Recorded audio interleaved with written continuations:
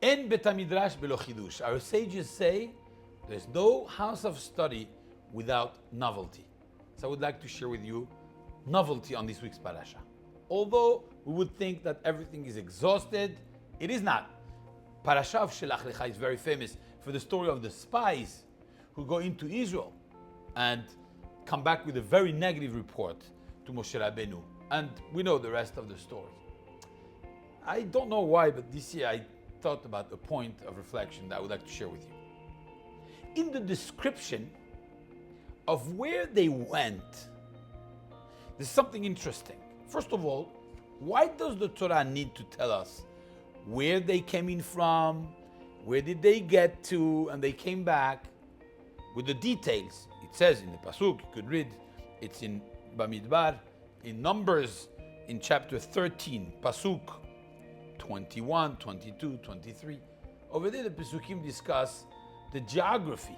It's a little bit boring in a sense. You could just say, look, they toured Israel and they came back with a very negative report. No.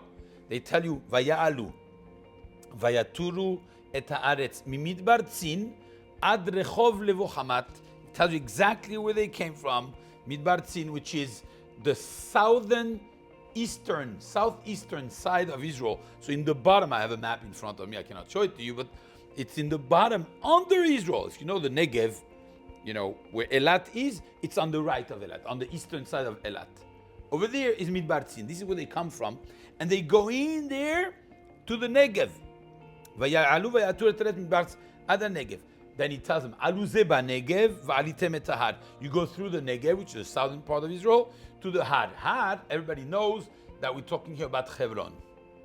Let's summarize it. They go in from the southeastern side of Israel, under Israel today. They go up the Negev, they go to Hebron, and they come back. I have a question. Did they tour all of Israel or not? It's actually a discussion. Because 40 days for 12 people to tour the entire Israel, back then, just walking, very difficult to achieve. Some Mefarshim say, well, it happened with the Kfitzat HaDerech, they had Nisim, they had miracles that got them to see, etc. But the simple pshat of the Pesukim, Rabotai. And some Mefarshim say, no, actually, maybe they did not tour the entire Israel. What would that be? You know what that would be?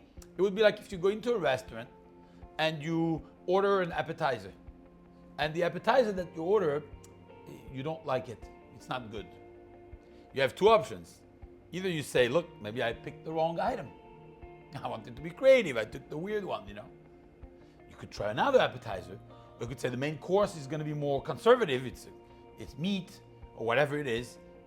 You can't judge the whole menu and the whole restaurant on one appetizer that you tried.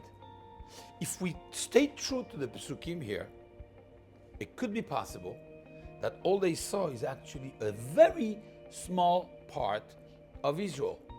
And the Pasuk goes in detail and tell us that it happened to be that in that area that they toured, Vesham Achiman Sheshai V'Talmai Yelidei Anak, there you had the people that I just mentioned who were giants, and the story that we know, they saw big people, etc. It happened to be that they lived there, but all they saw is that. They didn't see the whole of Israel. They judged all of Israel based on one little sliver of a portion of Israel. How about suggesting that this could be part, if not most, of the mistake that they did? You're judging the whole Israel just part on the one area that you saw. You know how many times we do the same? Don't we judge people just on one part of what they said or what they looked like, or maybe one episode that we were disappointed about them? And we totally forget about the other 99% of their personality, maybe even the favors they did to us, or some amazing things about them. Just because we focus on that little bad thing? How about imagining that this was the Nisayon? Maybe they went in, they saw something negative. Maybe they were right, that part was challenging. But they made a mistake because they judged the whole Israel based on one little experience that they had. And that may be the Musar that we should learn.